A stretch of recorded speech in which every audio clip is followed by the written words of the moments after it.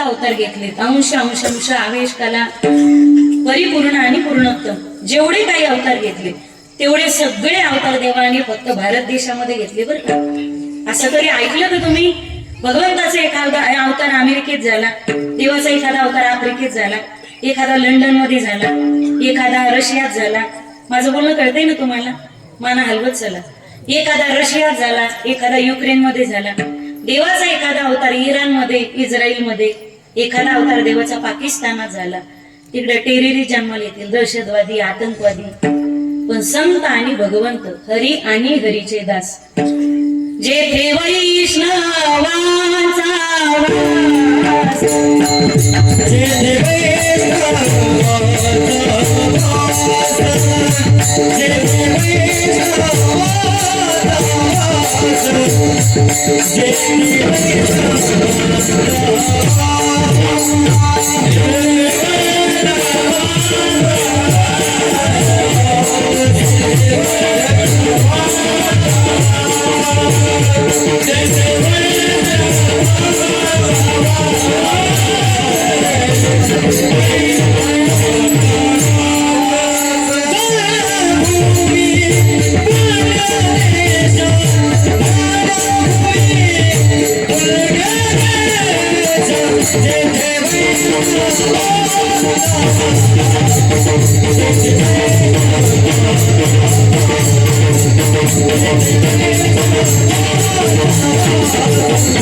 जेथे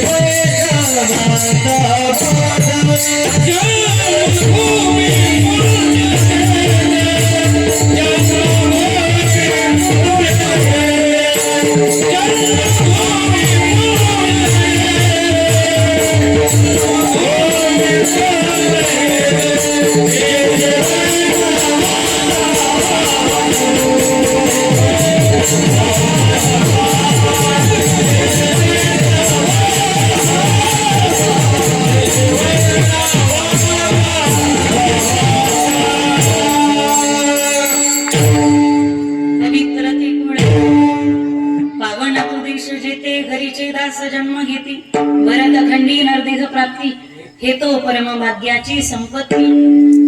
एरवी माती खाणं चांगलंय का वाईट आहे? तुम्हाला तुमच्या बायकाची शपथ आहे, घडा घडा बोला. माती खाणं माझं बोलणं का? तुम्हाला रुपाली ते पाटलाच्या जागी दुसरी पाटली आणायची होती काही जण माझ्याकडे असे तुमल्यावाने काऊन पाहून राहिले तुम्ही? रुसल्यावाने पाहू नका माझ्याकडे. माती खाणं चांगलंय का माऊली वाईट आहे? बोला चला घडा घडा बोला. हे आपल्या चालता बोलताय का? तीन प्रश्नाची अचूक उत्तर द्या. आणि चांदीचं नाणं तुम्हीच मला द्या, मी घेऊन आले नाही. बोला रे बोला. माती खाणं चांगलंय का वाईट आहे? पण माणूस माती खात नाही का? लहान लेकरं माती खातात. त्याचं कारण माहिती तुम्हाला? ते पोटात असताना आया खातात म्हणून ते जन्माला आल्यानंतर लेकरं खातात. ती लेकरू म्हणता बऱ्याचदा फाईल आली, कारण ती आई सारखीच म्हणत असते, पाप्या माती खाशील तर फटके देईन, माती खाशील तर फटके देईन. ते पोरग विचार करत बऱ्याच वेळा फाईल आली पण काय ओपनच केली नाही. एकदा ओपनच करून पाहूया. एरवी माती खाणं वाईट आहे, पण ऐका, देव इथं रांगला, इथं त्याने गुडघे टेकवले, चिमूटभर माती उचलली आणि मुखात घातली. देवाने सुद्धा खावी अशी पवित्र माती जगाच्या पाठीवर फक्त भारताची. म्हणून भारत या भारतामध्ये 12 ज्योतिर्लिंग, 7 मोक्षपुऱ्या, 4 धाम, हिमालयासारखा पर्वतराज, कृष्णा, कोयना, चंद्रभागा, इंद्रायणी, भीमा, भामा, मोळा, मोठा, गंगा, यमुना, सरस्वती, नर्मदा, सिंधू, कावेरी यांसारख्या पवित्र नद्या. या भारतातील प्रत्येक गाव तीर्थक्षेत्र आहे. या भारतातली डोळ्याने दिसणारी प्रत्येक नदी गंगा आहे. आणि या भारताचा कंकर न कंकर शंकर आहे.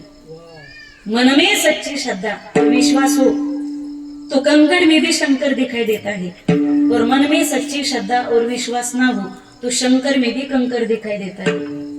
मागे 10-5 वर्ष आपल्याला दमच नव्हता पा. एक लोटा जल सभी समस्या का हल. म्हणजे मी महादेवाच्या पूजेच्या विरोधात नाही. वारकरी संतांनी हरीच्या सोबत हराची सुद्धा उपासना सांगितली. एकादशी व्रत सोमवार न करीसी, कोण त्यांची गती होईल नेनो.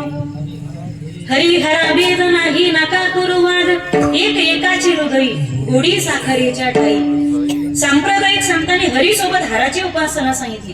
आजही पंढरीला गेला तर पांडुरंग परमात्मा कपाळापर्यंतच हरी, कपाळाच्या वर मस्तकावर, इथं मस्तकावर तो हरी. कारण शंकराचार्यांनी अष्टकामध्ये प्रत्येक ध्रुवपदाला प्रत्येक ठिकाणी परब्रह्मलिंगम वजे तडी वास सौनील मेलाव वास नामामंदिरम सुंदरम चित्रकाश परम कृष्णिकायम समन्यस्त पादम परब्रह्मलिंगम वजे पांडुरंगम. अष्टकाला प्रत्येक ठिकाणी परब्रह्मलिंगम वजे पांडुरंगम. पांडुरंग हराचं भजन करतो आणि हर हरीचं भजन करतो. विठ्ठल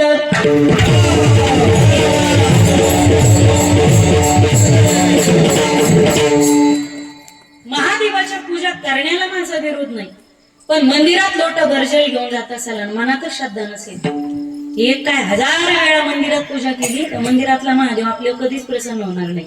या पलीकडे तुमच्या मनात खूप श्रद्धा आहे मंदिरापर्यंत जाण्याची, पण काही कारणास्तव तुम्ही मंदिरापर्यंत जाऊ शकत नाही. त्या क्षणाला त्या वेळेला तुमच्या हातातलं तांब्याभर पाणी श्रद्धेने तुम्ही ज्या दगडावर काम करत असाल त्या क्षणाला तुमच्या श्रद्धेपोटी त्या दगडातून शिवत्व प्रगट झाल्याशिवाय राहणार नाही. भावाबळ्याकडे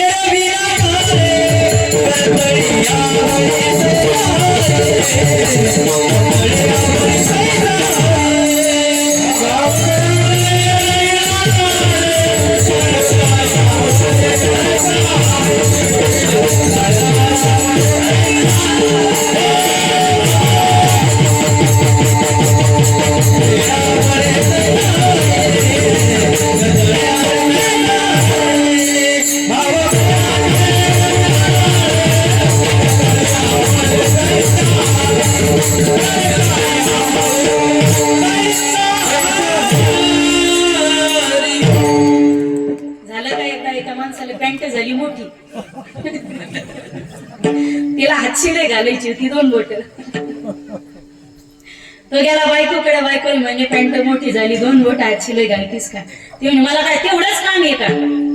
बिचारा गेला आईकडे, आईला म्हणे आई पॅन्ट मोठी झाली 2 बोट हातशिलाई घालून दे ना. आई म्हणे लग्न कशाला करून दिलं, बायको काय फक्त नटायला ठुली का? वाईट वाटलं त्याला. तो गेला पोरीकडे म्हणे 2 बोट. ती म्हणे पप्पा माझी 10वीची परीक्षा आहे, 12वीची परीक्षा, मला अभ्यास करायचा आहे. बिचाऱ्याला वाईट वाटलं, त्याला वाटलं आपलं कोणीच नाही तर कोणी नाही रे कोणाचे, शेवट आपलं कोणीच नाही. बिचारीने 2 बोट हातशिलाई स्वतः घातली, पॅन्ट ठेवून दिली. तो बाहेर निघून गेला आणि ज्यांना ज्यांना विनवणी केली होती त्या सगळ्यांना दया आली. पहिल्यांदा बायको आली, बायकोने बाई नवरा महादेव आहे आणि नवऱ्याने कधी नव्हत काहीतरी काम सांगितलं, खुशाल फटकळवानी बोलली मी. बायकोने 2 बोट शिलाई घातली. त्यानंतर आईला दया आली, आईनं 2 बोट शिलाई घातली. त्यानंतर पोरीला वाटलं आपला बाप आहे, लग्न आहे तोपर्यंत आपल्याला काहीतरी म्हणेल, नंतर काय घरी येणारे का?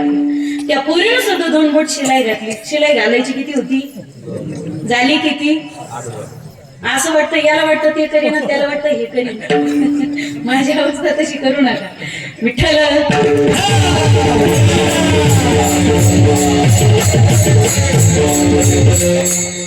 माझ्या उभ्या आयुष्यातलं राजकीय क्षेत्रातलं प्रतिभा संपन्न व्यक्तिमत्व म्हणजे स्वर्गीय आदरणीय अटल बिहारीजी वाजपेयी. मी कोण्या पक्षाचं समर्थन करायला आणि कोणाला नावं ठेवायला इथे उभी नाही बरं. आजही राजकीय क्षेत्रामध्ये सुद्धा काही राजकीय नेत्यांची नावं हिरे म्हणून घेतल्या जातात. ते त्या क्षेत्रामध्ये खरंच महारथी होऊन गेले आणि हिरे होऊन गेले. लोक म्हणतात की एक माणूस गेल्याने काय होतं, पण एक माणूस गेल्याने महाराष्ट्राच्या राजकारणाला, भारताच्या राजकारणाला किती फटका बसतो. लाख आते हैं लाख जाते हैं, लेकिन लाखों के आने से और जाने से एक की कमी कधी भी पुरी नाही होती. आजही राजकीय क्षेत्रामध्ये हिंदू हृदय सम्राट जर म्हटलं तर सगळ्यांना स्वर्गीय बाळासाहेब ठाकरेच आठवतात. आजही स्वर्गीय लोकनेते म्हणून जर मराठवाड्याचे, लातूरचे जर म्हटलं तर विलासरावजी देशमुखच आठवतात. आजही स्वर्गीय लोकनेते जर म्हटलं तर परळीचे मुंडे साहेबच आठवतात. आजही एकेकाळी मुंबईमध्ये ज्यांनी डान्स बार बंद केले होते त्यांची आठवण घेताना आजही आराराबा पाटीलच आठवतात. एकट्या महाराष्ट्राचं या राजकारण, अर्ध महाराष्ट्राचं राजकारण एकट्याकडे हँडल करत होता. पण दुर्दैवाने विमान अपघातामध्ये काही दिवसांपूर्वी त्यांचं दुःखद निधन झालं. असे महाराष्ट्राचे स्वर्गीय लोकनेते अजितदादा पवार. काही नेत्यांवरती या महाराष्ट्राने भारताने जातीच्या आणि धर्माच्या पलीकडे जाऊन प्रेम केलं, पण धर्माच्या पलीकडे जाऊन प्रेम केलं. ज्यावेळी भारताचे भूतपूर्व राष्ट्रपती भारतरत्न APJ अब्दुल कलाम साहेब ज्यावेळी वारले होते ना, त्यावेळी ते वारले. त्यांच्या मरणाची चर्चा शेताच्या बांधावरून गुरुढोर चालवणारा सामान्य अडाणी मनुष्य सुद्धा करत होता. त्याला आपण विचारलं ना, तुला माहित होतं का कोण होते APJ अब्दुल कलाम साहेब? त्यावेळी त्या अडाणी मनुष्याचं वाक्य असायचं, ते कोण होते याच्याशी मला घेणं देणं नाही, पण लोक चर्चा करताना गावात म्हणायचे वा माणूस देशासाठी फार चांगला आहे. मागच्या वर्षी सुनीता विल्यम्स 9 महिने अंतराळात अडकल्या होत्या. त्या खाली याव्यात म्हणून प्रयत्न चालू होते, त्या खाली याव्यात म्हणून लोक नवस करत होते. त्या खाली याव्यात याची चर्चा मोठमोठ्या शहरांमध्ये, छोट्या गावांमध्ये तर जाऊ द्या, खेड्यापाड्यामध्ये, वाडी वस्तीमध्ये मजुरी महिला 200-300 रोजाने काम करणाऱ्या महिला सुद्धा शेतात खुरपिता एक खुरपिणारी महिला दुसऱ्या महिलेला म्हणायची, बाई ती सुनीता वर गेली होती आकाशात, ती खाली आली का ग? ती सुनीता कोण होती, काय कशासाठी गेली, याच्याशी आपल्याला अजिबात घेणं देणं नव्हतं. पण या वाक्यावर फोकस करा.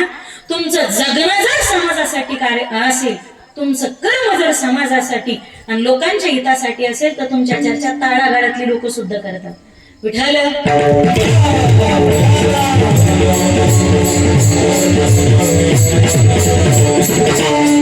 2-2 वाजेपर्यंत भंगार रील पाहत होता. आपण चांगल्यांचं चांगलं घ्यायला काय हरकत नसेल. मोबाईल बंद करा, मोबाईल बंद करा. विठ्ठल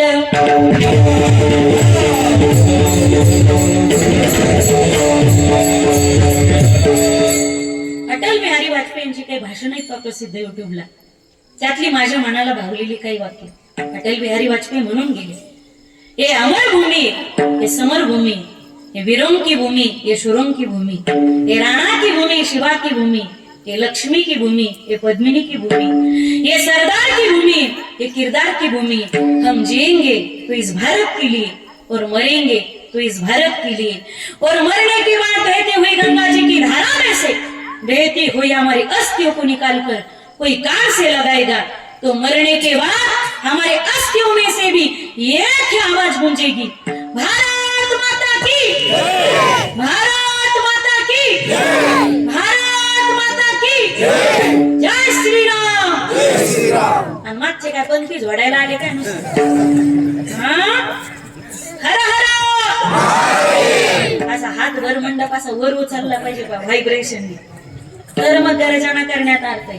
हर हर हर हर. वा वा वा. विठ्ठल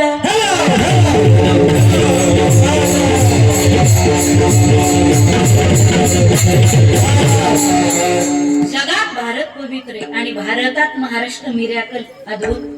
इतर राज्यांना राज्य म्हणतात, आपल्या राज्याला राष्ट्र असं म्हणतात. महाराष्ट्र, या महाराष्ट्राची जागतिक राजधानी जर म्हटलं तर मुंबई. आणि अख्ख्या भारताचं दर्शन घ्यायचं असेल तुम्हाला, मुंबईतली एकच गल्ली फिरायची फक्त. एका गल्लीत अख्ख्या भारताचं दर्शन होईल तुम्हाला. बाहेरची लोक मुंबईमध्ये व्यवसायासाठी आली आणि इथं बायका लेकरांचे प्रपंच त्यांनी थाटले. बाहेरच्या लोकांनी इथं घुसखोरी केली तरी महाराष्ट्र शांत आहे. याचं एकच कारण आहे, महाराष्ट्रावरती वारकरी संप्रदायाचा अंकुश आहे म्हणून मुंबई शांत आहे. आजही पहा तुम्ही, आपल्याकडे आपलं काय, बाहेरचे लोक येथे येतात. आता मोठ्या मोठ्या शहरांमध्ये, पुणे मुंबई मोठमोठ्या शहरांमध्ये पहा तुम्ही, आजही दाराची राखण करणारा सिक्युरिटी गार्ड हिमाचल प्रदेश आहे. सकाळी पाव घेऊन येणारा दारावरती भैया UPचा आहे.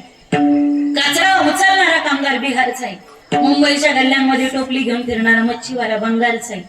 ज्याच्याकडे मसाला डोसा खायला जात होता पण तो उडुपी कर्नाटकाचा आहे. टायर पंक्चर झाल्यावरती ज्याला रात्री जाऊन उठवतो तो अण्णा केरळचा आहे. ट्रक चालवणारा सरदारजी पंजाबचा आहे. आपल्याकडे आपलं काय, बाहेरची लोक येतात इथं खूप चांगलं राहतात. आपले लोक एक महिनाभर सुद्धा बाहेरच्या राज्यात आपण राहू शकत नाही. ते 10-10 महिने 12-12 महिने कामासाठी इथे येतात आणि बायका लेकरं सोडूनही राहतात. कधी कधी काही लोक मुंबई सारख्या शहरांमध्ये शिफ्ट होतात, तिथे येतात. तुम्हाला माहिती इथे येतात आणि बायका लेकरांसहित सुरक्षित राहतात. कारण त्यांना माहिती महाराष्ट्र संतांची भूमी आणि महाराष्ट्रातल्या संतांनी या महाराष्ट्रातल्या लोकांना शिकवलंय शेजाऱ्याचे कसं बोलायचं, कसं वागायचं आणि आदर्श प्रपंच कसा करायचा. ही आचारसंहिता महाराष्ट्रातल्या संतांनी महाराष्ट्रातल्या लोकांना लागू केलेली. हा विश्वास त्यांचा महाराष्ट्राविषयी, म्हणून ते इथे येतात आणि जबाबदारीने आणि विश्वासाने राहतात. ही भूमी पराक्रमाची, ही भूमी संतांची. सह्याद्रीचा सिंह गर्जतो, मजबूत आवाज आहे. शिवशंभू राजा दरी दरीतून नाद घुमला, महाराष्ट्र माझा जय जय महाराष्ट्र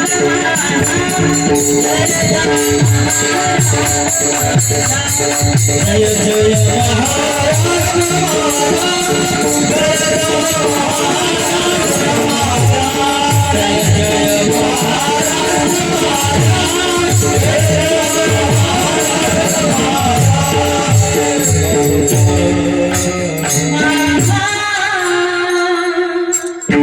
हिमाय भूमी जन्मभूमी कर्मभूमी अमुची महावंदनीय प्राणप्रिय माय मराठी अमुची.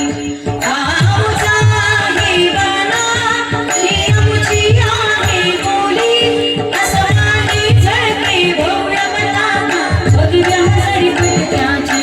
महाराष्ट्र भूमी जन्मभूमी कर्मभूमी अमुची महावंदनीय प्राणप्रिय माय मराठी अमुची.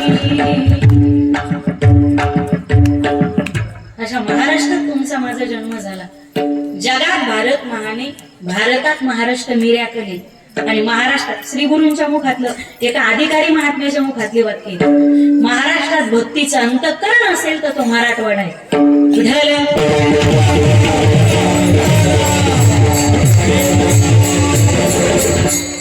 अशा पवित्र संतांच्या भूमीत तुमचा माझा जन्म झाला.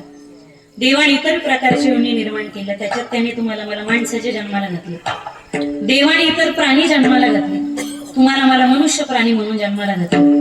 देवाने इतर प्राणी आडवे जन्माला घातले, माणूस उभा जन्माला घातला. कुत्रा, मग बोलत चला बोलत चला एकत्रित. कुत्रा, बैल, गाय, म्हैस, टोंगा, घोडा. मी 2 पायाचेच नाही म्हणत, मी 4 पायाचे म्हणते. घोडा, गाढव, माणूस, असं असं म्हणतात. लहान लेकर खोटं बोलत नसतात. ते निर्गुण निराकार ब्रह्म, ते आहे ब्रह्म, पण त्याला माहिती नाही मी ब्रह्म आहे म्हणतो. माणूस खरंच कधी कधी आडवा चालवतो, कधी कधी उभा चालवतो. तो जन्माला घालताना देवाने उभाच घातलाय, पण तरी सुद्धा कधी कधी आडमोठ्यात शिरतो का. इतर प्राणी आडवे, त्या पांडुरंगाचा काही साचा संपला होता का. त्याने आपल्याला उभं जन्माला घातलं. देवाला वाटलं याला निवडणुकीला पुढे उभं करायचंच, याला आधी उभं करून दिलेलं बरं. दुसरी गोष्ट, तुम्ही जागेत का सगळेजण? छान ऐका बरं का. 4G घेऊन ऐका, 5G 2G ला 3G ला आपण नेटवर्कच देत नाही. त्यांचे दृष्टांत सिद्धांत डाउनलोड होतच नाही, असे गुततील माझा, त्याला नेटवर्कच पुरत नाही.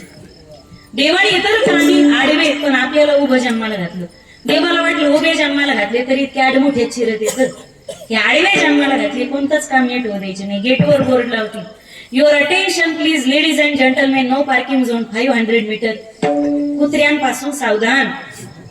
म्हणजे दारातली का घरातली याचं संशोधन अजून बाकी.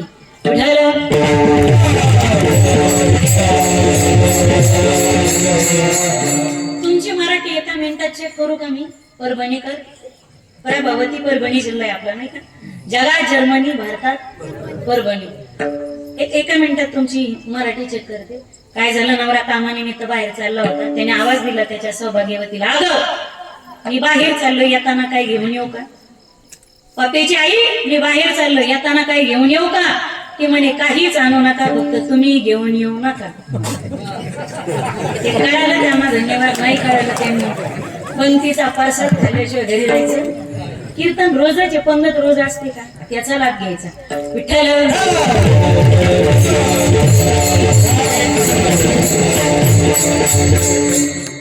देवाने इतर प्राणी आडवे, माणूस उभा जन्माला घातला. त्या पांडुरंगाला आपल्याकडून काहीतरी अपेक्षा आहे. हस्तो पवित्रो यदि दान पुण्यम, पादो पवित्रो यदि तीर्थयात्रा, पवित्रो यत् हस्तस्य भूषणं गानं सत्यकण्ठस्य भूषणं श्रोत्रस्य भूषणं शासनं भूषणे किं प्रयोजनं स्नाने तु शुद्धीन तु चंदनेन दानेन पाणीन तु कंकनेन. या दोन हाताची शोभा नेमकी सांगितली कशात? मला असं वाटतं ही या दोन हाताची शोभा चांगली सावली पाहून मारुतीच्या पारावर बसून असे जितके पुला खाली घातली पाहिजे पण वरून पूल बांधला पाहिजे. गावं बदनाम केली यांनी. कदाचित तुम्हाला आमच्या एखाद्या बोलण्याचा राग येतो, वाईट वाटतं तुम्हाला, पण एखाद्या मस्जिदीमध्ये एखादी बिडी काडी पुडी पाहिली का तुम्ही आतापर्यंत? आपल्या लोकांनी गुत्त घेतले का आली जयंती कर साजरी, आली पुण्यतिथी कर साजरी. करू नका असं म्हणत नाही मी, पण जयंत्या पुण्यतिथ्या साजऱ्या करायच्या असतीलच हिंदू आणि धार्मिक पद्धतीने साजऱ्या करा. डीजे लावून, डीजे आली की बाटल्या आल्या का, डीजे लावून अश्लील प्रकारचे गाणे लावून आपल्या हिंदू धर्माची बदनामी कोणत्याच हिंदू बांधवांनी करायची नसते. विठ्ठल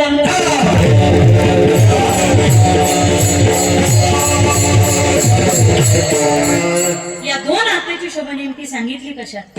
टाळी वाजवावी, उडी उभारावी, वाट ही चालावी पंढरीची, कर जोडी तो कथे काढी.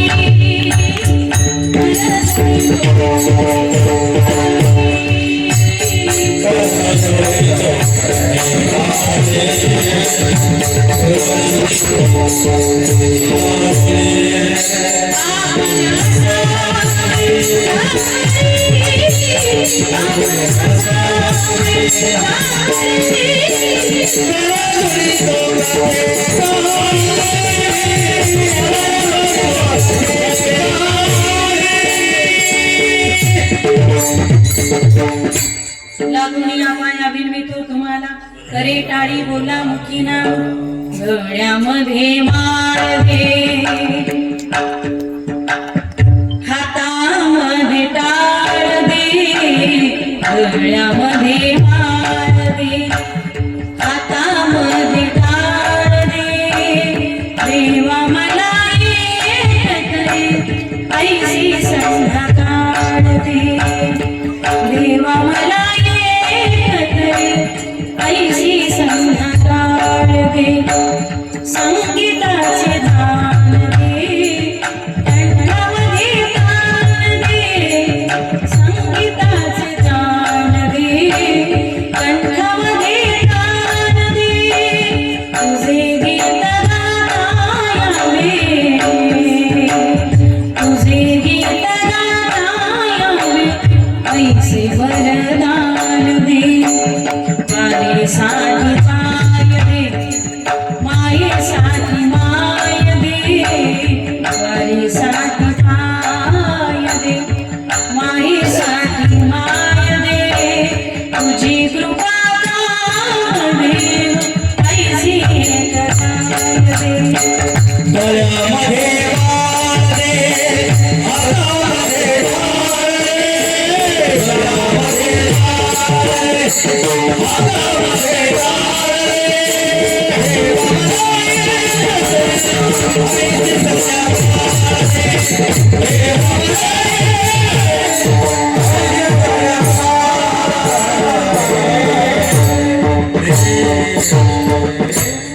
देवा मला एक तरी ऐशी संध्याकाळ दे. थोडी हॅम्बरिंग आहे बरं का, हॅम्बरिंग आहे, स्वर बिघडतो त्यांनी. विठ्ठल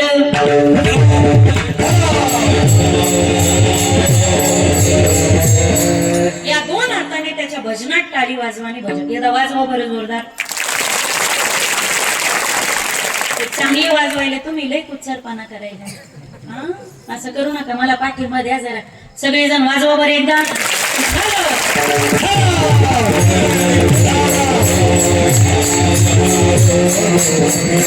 या दोन हाताने टाळी वाजवा आणि त्याचं भजन करा. यात हाताची शोभा सांगितली.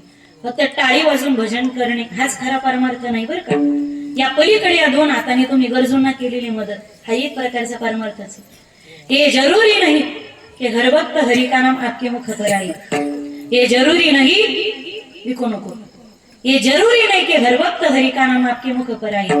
अरे वो वक्त भी हरि भजन का होता है जब आपके दोनों भी हाथ और उनके काम आए. मराठीत सांगते बरं का, छान आहे का, 4 वाक्य येतात. ताकदीनं ऐका, चंदनापेक्षा एखाद्याला नम्रतेने घातलेलं वंदन 100 पटीनं शीतल. चंदनापेक्षा वंदन 100 पटीनं शीतल असतं. योगी होण्यापेक्षा लोकांच्या उपयोगी येणं 10,000 पटी 1000 पटीत श्रेष्ठ आहे. केस वाढून देवानंद होण्यापेक्षा ज्ञान वाढून विवेकानंद होणं 10,000 पटीत श्रेष्ठ आहे.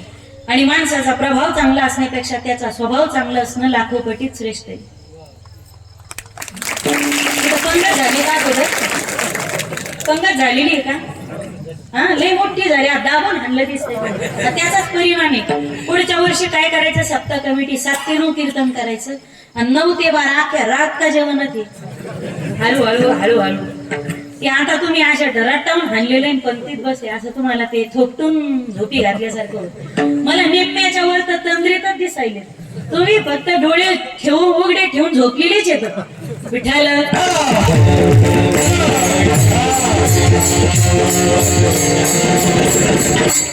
कसं ते खाऊन बसलं ना, करू भजन भोजन आहे तुकोबरायचं प्रमाण.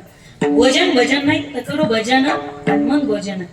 त्या आधी भोजन करून भजनात बसलं की ते जरा जड जात. त्यामुळे तुम्ही दिसता माझ्याकडे पाहत. आणि मला काय झालं, मागे 7-8 महिने झाले असतील, पण त्या गावाचं नाव नाही सांगणार. मला वाटतं बीड का नगर जिल्हा, त्या दोन्हीच्या बाउंड्रीवर एक गाव होतं. 50 वर्षापासून त्या गावात कीर्तनच झालं नव्हतं. पण आणि दुर्दैवाने त्या गावामध्ये माझा बळी देण्यात आला कीर्तनासाठी. कीर्तन झालो बा चालू, पण ते काय धोरणातली बिडी नव्हती, ते पक्की बेधोरणी. म्हणजे जसं येडीला सासर आणि माहेर सारखंच. ते तिकडे गेलं का हुदडूक हुदडूक, इकडे आलं का हुदडूक हुदडूक. ते कीर्तनात बसायचे पण ती पक्की बेधोरणी, कारण त्यांना कीर्तनाची मर्यादा माहीतच नव्हती. ते मधीच बिड्या वाढायला जायचे, मधीच पुड्या खायला जायचे, मधीच थुकून पाणी पिऊन पाय मोकळे करून यायचे. मला असा राग आला की नाही, म्हणलं काय अवधी सुचली, काय जन्म, काय पाप उदयाला आला ना अशा गावात. मग कीर्तनासाठी आले, म्हटलं मला राग आला. म्हणलं काय यांना काय वळणं आहेत का नाही. ते 4-5 जण होते गावातले सरपंच वगैरे, ते 4-5 धार्मिक लोक होते. ते म्हणे ताई पाया पडतो तुमच्या, पण आमच्याकडे पाहून अख्खं कीर्तन सांगा, त्या लोकांकडे ध्यान देऊ नका. कारण एक तर 50 वर्ष झाली या गावात कीर्तन नाही. आणि आज जर तुम्ही राग दिला तर मग कीर्तनाचा कोणीच विचार करणार नाही. निदान आज कीर्तन झालं, लोकांना गोडी लागेल. महिन्याला 15 दिवसाला एखादं कीर्तन ठेवू आणि वर्षाच्या गावात एखादा मोठा सप्ताह करू. गावात लोक माळकरी झाले पाहिजे.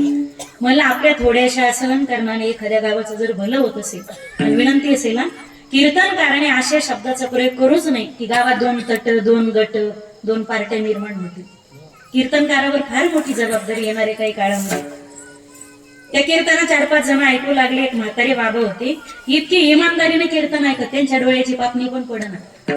म्हणलं काय इमानदार बाबा आहे, अख्ख्या गावात एकच बचेंगे तो वर लढेंगे सिर सलामत तो पगडी. अख्खं कीर्तन त्या बाबाकडे पाहून करायचं, पापणी पडना ना त्या बाबाची. सगळं कीर्तन झालं. ज्ञानदेव तुकाराम पुंडलिक वर्धे झाले, सगळे लोक उठले, पण म्हातारा काही उठे ना. त्याच्या शेजारचे दुसरे म्हातारे बाबा म्हटले रामभाऊ चलू. कीर्तन संपलं. म्हातारं खडबडून जागा झाले, कपडे झटकीत उठलं. तेव्हा मला कळालं ते बाबा कीर्तन ऐकत नव्हते, डोळे उघडे ठेवून झोपले होते. तसं तुमचं तर काही नाही ना, अशी फसवणूक करू नका बरं का माझी. विठ्ठल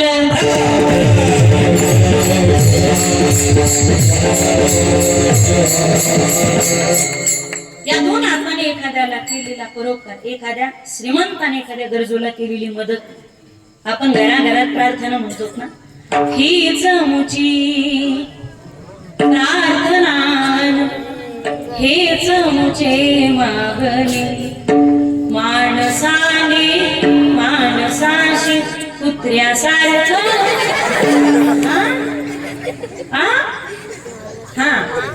माणसास वागणे, हीच मुची प्रार्थना. माणसासोबत माणसासारखं वागतेत का पण हल्ली. आता एखाद्या माणसाला जनावराची उपमा देणं हा जनावराचा सुद्धा अपमान आहे बरं का. कारण मर्यादा आपण सोडल्या. दादा विकू कमी करायचं, मर्यादा आपण सोडल्या. जनावर अजूनही त्यांच्या मर्यादेतच आहे. सरडा रिकामा बदनाम झालाय, खरा रंग बदलणारा तर माणूस आहे. आणि कुत्र्यासारखा इमानदार प्राणी तुम्हाला जगात कुठे शोधूनही सापडणार नाही का. कुत्र्यासारखी इमानदारीच नाही कुठं. तोला मलाच वाक्य सांगते, फक्त ताकती नाही का. कुत्ता वफादार हो, नो डाऊट. ए पोट्टे हो, कुत्ता वफादार हो, नो डाउट. ऐकता का तुम्ही? कुत्ता वफादार हो, नो डाउट, लेकिन वफादार कुत्ता नहीं होना चाहिए. हे कळालं त्याला धन्यवाद, नाही कळालं त्यांना भावपूर्ण आदरांजली.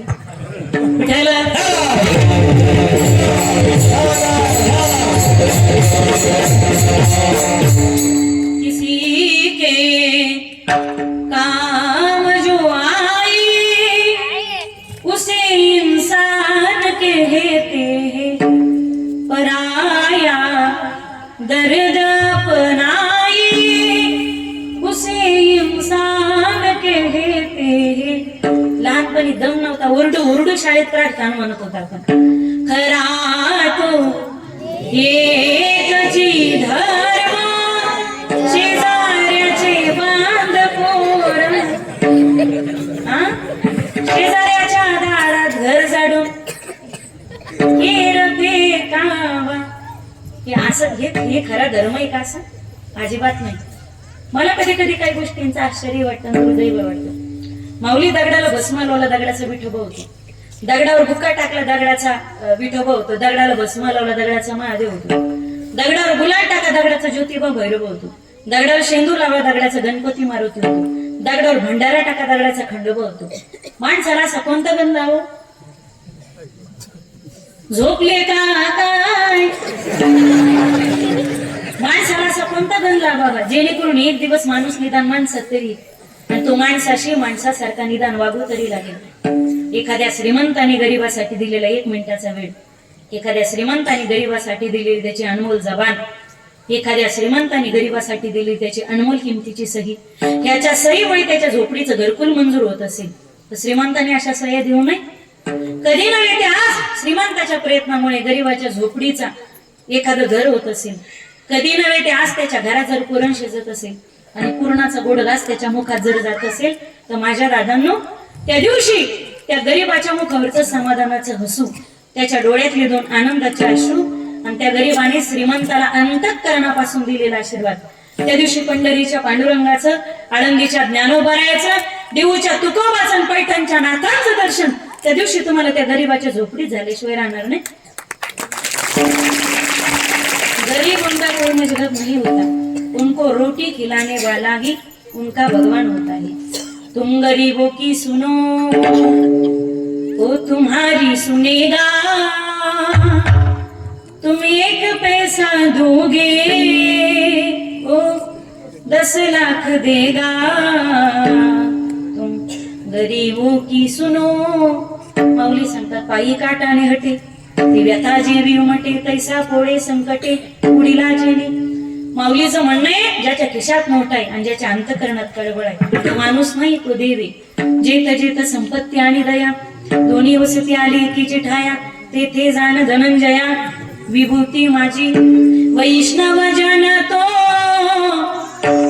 तेने गए जे पीड पराई जाने रे, पर दुखे उपकार करे तोये मन अभिमान ना आने रे.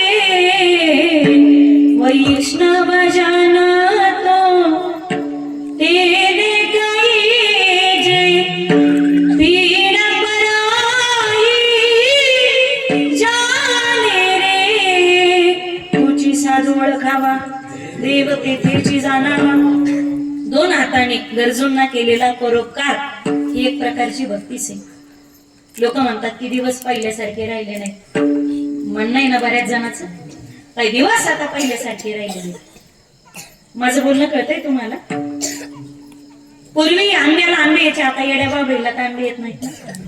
येड्या बाबळी गावगाव येड्या हळदी दिसतील तुम्हाला, पण येड्या बाबळी आंब्यालाच आंबे येतात. पूर्वी सूर्यनारायण पूर्वेकडून उगायचं, आता पश्चिमकडून उगतो का? पूर्वेकडूनच. मग दिवस बदलले आपल्याला कसं म्हणता येईल? दिवस आहे तेच आहे, फक्त आपली वागणूक बदलत चालली आणि आपली वागणूक बिघडत चालली. हे सगळ्यात मोठं दुर्दैव आहे. पूर्वीच्या काळी पाहणं तुम्ही, भाऊ 3 असायचे पण ते शर्ट मात्र घालायचं एक असायचं. आता घरात आलो का कपड्याच्या दुकानात आलो त्याचाच मेळ लागत नाही. पूर्वी अर्धी अर्धी भाकर वाटून खायचे. पण जेवायला माणूस बसला दारातून एखादा आला तो लोक म्हणायचे राम राम भाऊ जेवण करा हो जेवण करा. आता एकटाच दलिंदर मागच्या खोली ताट घेऊन बसत होते. त्यांना अन्नदान काय असतं काय काढणार आहे कधी. पूर्वीची पहाट किती ओढ असायची. पण पूर्वीची पहाट म्हणजे ती पहाटेच असायची. पूर्वी पहाटे सगळेजण उठायचे भल्या पहाटे. विठ्ठल